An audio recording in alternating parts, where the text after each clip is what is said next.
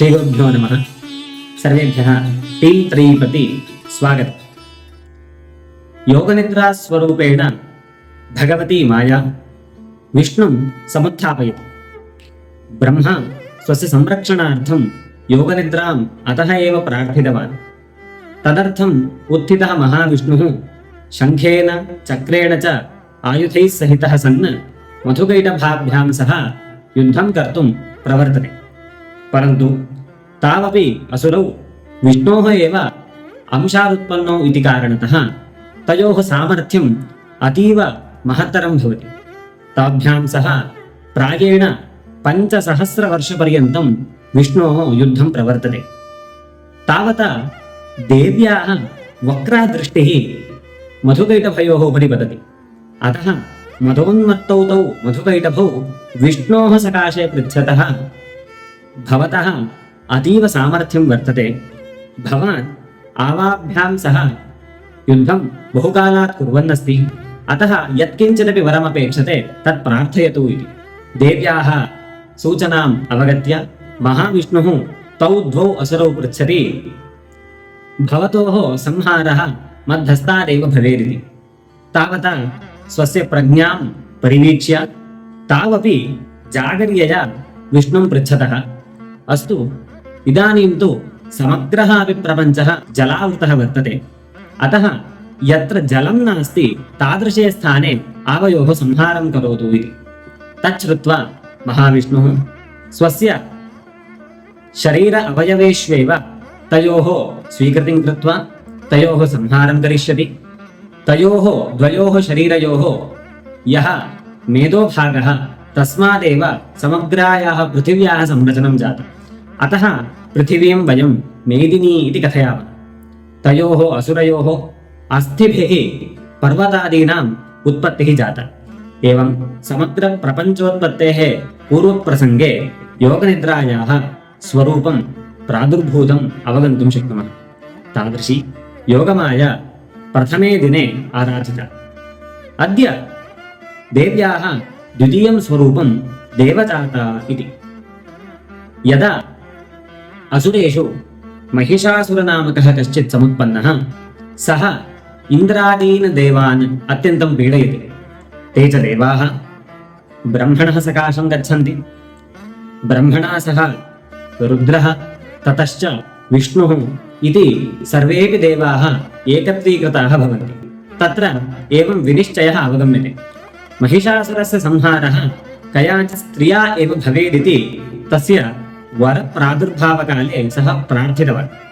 अतः सर्वेपि देवाः स्वकीयेन तेजसा एकां स्त्रीमूर्तिम् आरचयन्ति। तत्र आदिशक्तिः पराशक्तिः भगवती दुर्गा प्रादुर्भूता भवति।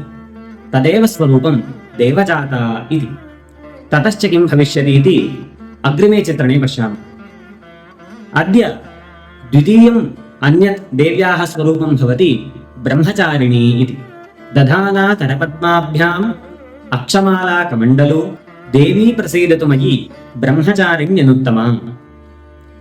पार्वतीदेवी हिमालयस्य पुत्रीत्वेन जन्म समुपलभ्य नारदमहर्षेः वचनं श्रुत्वा परमेश्वरस्य सेवां कर्तुं पर्वतप्रान्तं गच्छति।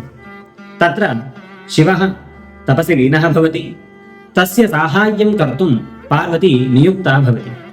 नित्यमपि तस्य सेवाकरणे पार्वत्याः आसक्तिः दृश्यते। एतस्मिन्नेव काले अपरत्र तारकासुरः इति कश्चित् राक्षसः जगतः पीडने प्रवृत्तो भवति। तस्य च संहारः केवलं शिवपुत्रादेव भवति इति तस्य वरप्रार्थना। तत्रापि सः किञ्चित् योजनां कृतवान् भवति।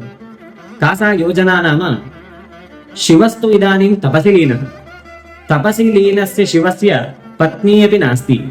पत्न्यभावात् पुत्रसमुत्पत्तिः दुर्लभा। उत्पन्नोऽपि पुत्रः 7 एव दिनेषु मम संहारं कुर्यादिति वरप्रार्थनवेलायां सः योजनां करोति। एतद्योजनां परिवीक्ष्य सर्वेपि देवाः कथञ्चित् परमेश्वरस्य पार्वत्या सह विवाहं कर्तुम् इच्छन्ति स्म। अतः एव कामदेवं शिवस्य हृदये प्रीतिं जागरयितुं प्रेषयन्ति। कामदेवश्च स्वपत्न्या रत्या सह पर्वतश्रेष्ठं हिमालयं समागच्छति। तदानीमेव वसन्तकालः, यः कामस्य मित्रं सोऽपि तत्र समावृतो भवति। तदानीम् अरविन्दादिभिः स्वस्य सम्मोहकैः पञ्चभिः बाणैः कामः परमेश्वरस्य उपरि आक्रमणं करोति। परमेश्वरः तपसि लीनः कामपि विकृतिम् अपरिलक्ष्य तपसि अनुवर्तमानः भवति। अथापि क्षणकालं यावत् परमेश्वरस्यापि मनः चाञ्चल्यं प्राप्नोति। स्वस्मिन् संवृत्तं चाञ्चल्यम् अवगत्य परमेश्वरः स्वनेत्रे उद्घाटयति। पुरतः कामं समुपलभ्य बहिः जायमानां परिस्थितिम् अवगच्छति। परन्तु स्वस्यैव उपरि सम्मोहनं कर्तुं प्रवृत्तस्य कामस्य उपरि अत्यन्तं क्रुद्धः परमेश्वरः स्वस्य तृतीयं नेत्रम् उद्घाटयति।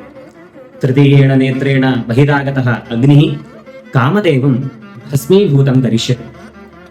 ततश्च तस्य पत्नी रतिः परमेश्वरं प्रार्थयति। तस्याः प्रार्थनां श्रुत्वा परमेश्वरः वरं प्रयच्छति। कामस्य शरीरनाशः जातः चेदपि तस्य पुनरुज्जीवनं भवति।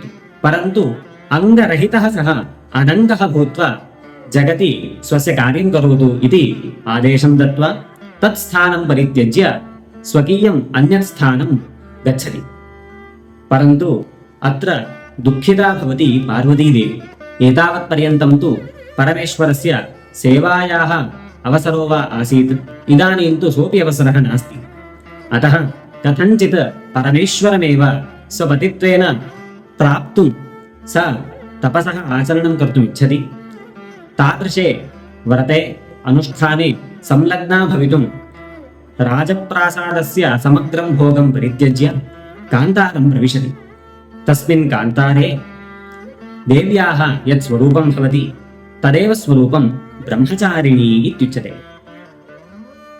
सा च ब्रह्मचारिणी श्वेतवस्त्रसमुपबृंहिता, करे अक्षमालां कमण्डलुं च धृत्वा तपसि लीना भवति। तादृशी ब्रह्मचारिणी अद्य सर्वैः आराधिता सति अस्मान् सर्वान् अनुगृह्णातु इति प्रार्थना। देवजातायाश्च अग्रिमः प्रसङ्गः कः इति अग्रिमे चित्रणे पश्यामः। पुनर्मिलामः।